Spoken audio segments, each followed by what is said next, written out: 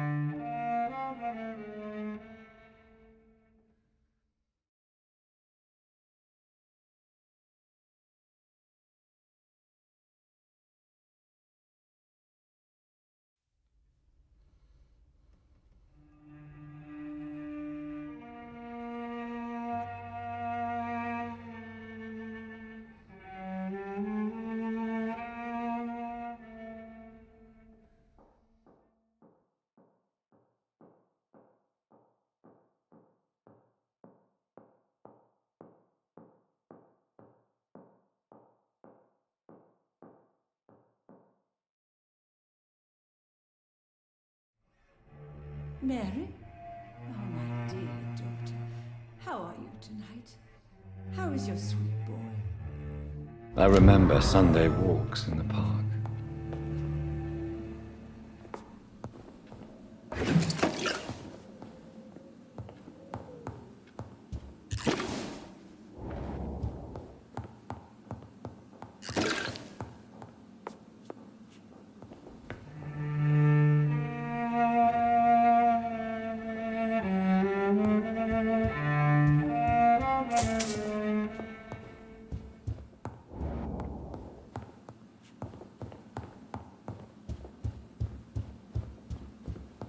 Italy is a good idea this time of the year.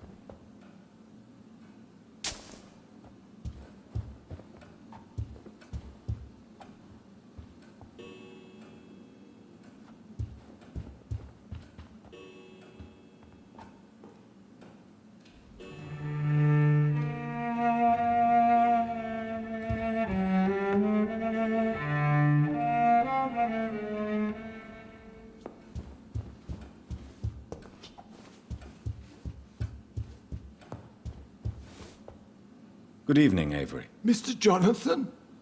I can't believe my own eyes. Oh, it's a miracle. We all thought you were... Oh, sir, your poor sister. What a tragedy. I know, Avery. I know about my sister's murder. Miss Reed expected you to return to assist with the funeral, right up until the last minute. Where have you been, Mr. Jonathan? We needed you here.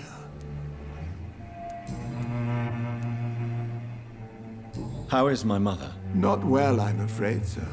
Miss Reed is very fragile since the police brought her back home. The police? What happened? Miss Reed was found walking in the streets. She kept saying she had spoken with her son and daughter. She's resting now. Has she received appropriate medical care? I'm taking care of Miss Reed myself.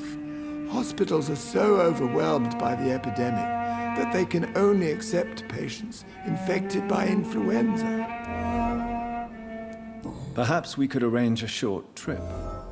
Somewhere sunny, like France. She has always been very fond of France.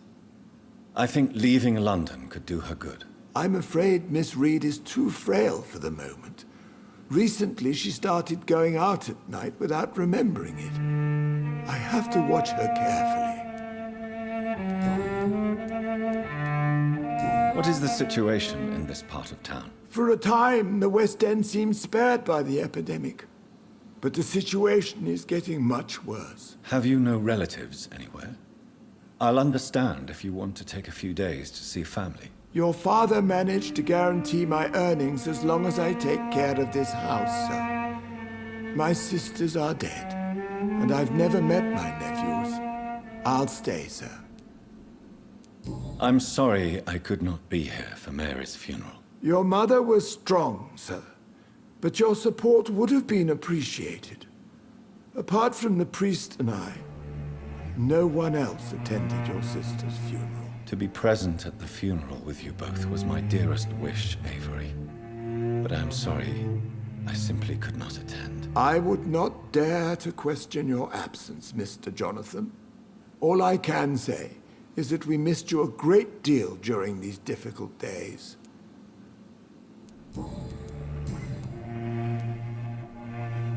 Tell me the truth, Avery. Do you feel forced to stay here? Would you leave this house without the arrangement made by my father? No, sir. I have nowhere else to go. And I promised your father I'd take care of his family as long as I live. This house is dead, Avery. There is a curse on this family. You really should consider leaving. If only you could have been here sooner or more often. Maybe this house would not be that empty. But you're here now, sir, so my task is not over.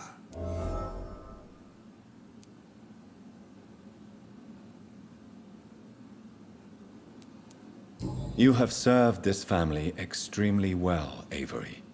Your support during these terrible times is much appreciated. Then I will stay. All I ask is that you take care of my own funeral if I die before the end of the epidemic. No mass grave, please, sir.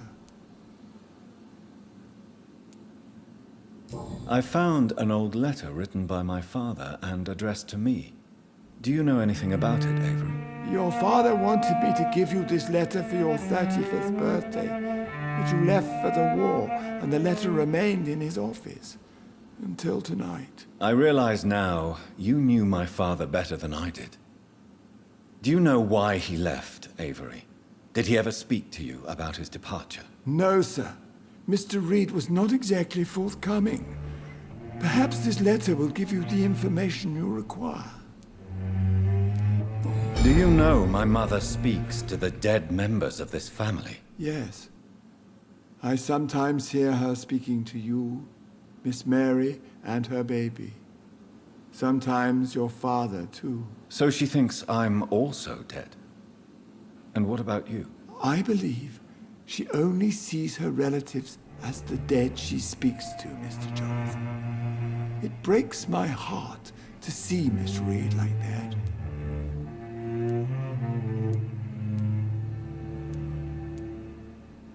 I am powerless to help her. She thinks I'm a ghost too. Whatever I say, she just sees me as another dead relative. But you are still alive, Mr. Jonathan. That's the difference. And I am sure Miss Reed will realize it soon. Do you really think I don't take enough care of my mother, Avery? Yes, I do, Mr. Jonathan. You clearly have something more to say. Speak your mind, Avery. I know you work hard to help the sick, but what will you do once the epidemic is over?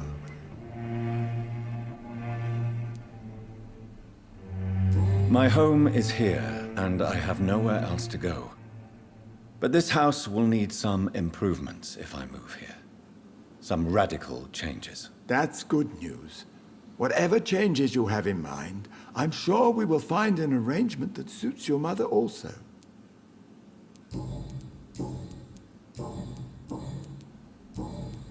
Goodbye, Avery. Please watch over my mother until I return. Of course, Mr. Jonathan. But please return as soon as possible. Yes, Mr. Jonathan? Do you need medical attention, Avery? Thank you, but I'm all right, sir. Goodbye, Avery. Please watch over my mother until I return. Of course, Mr. Jonathan.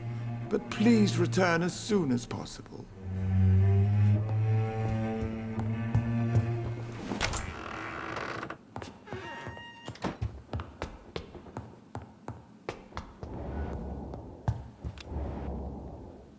Hello again, Mother. Jonathan, back already. Good, good.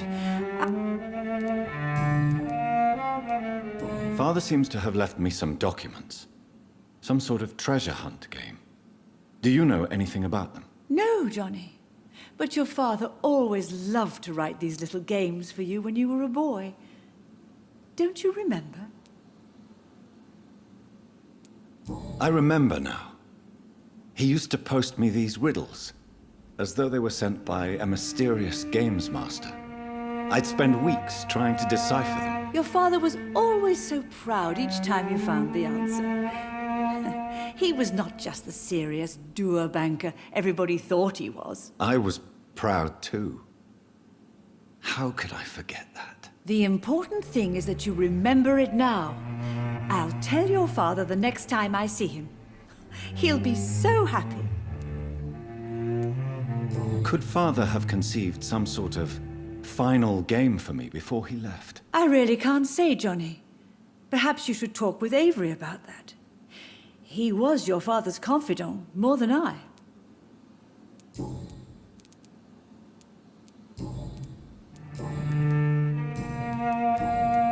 Tell me, Mother, how are you? All alone in this big house with only Avery to take care of you. I'm sad most of the time. Sad that you have left me here alone.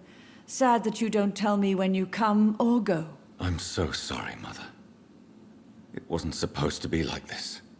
I was coming home. I was home. London, the Thames, and then it happened. What happened, Johnny?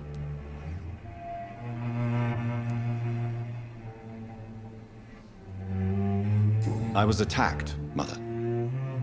And I've not been the same since. The important thing is that you finally returned home.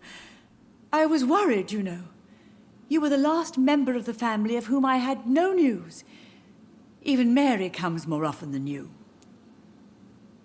Do you think Avery is right? Do you think I should take better care of you? I don't blame you, but you abandoned me, son. A mother should not survive her children. It's unbearable to know you're not here anymore.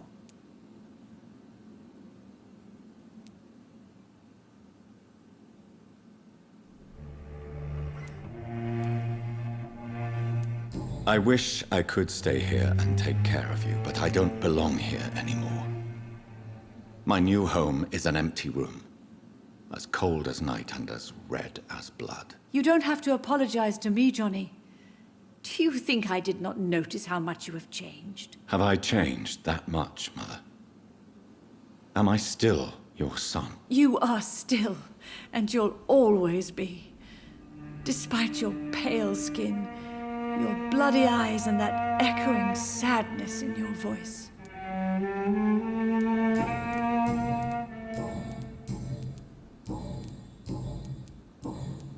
Goodbye, Mother. Try to rest now. Goodbye, son.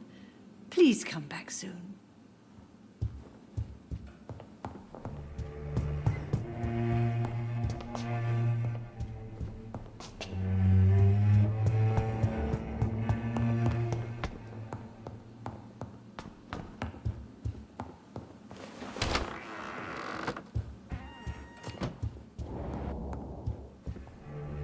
Yes, Mr. Jonathan? Good. Of course.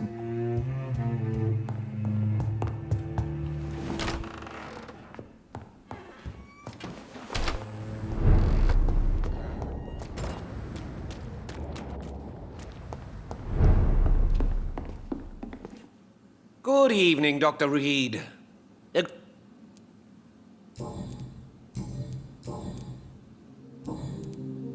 I have found a restaurant that could satisfy you, Mr. Russell. The most intriguing and exotic restaurant in London. Really? You have piqued my interest. Where is it? It's a place where you eat in complete darkness and try to identify your meal without anything but your palate. My, oh my, how interesting. It could even be fun to eat a little poisson et frites that way. Oh, thank you, Dr. Reed. Please, have this for your research.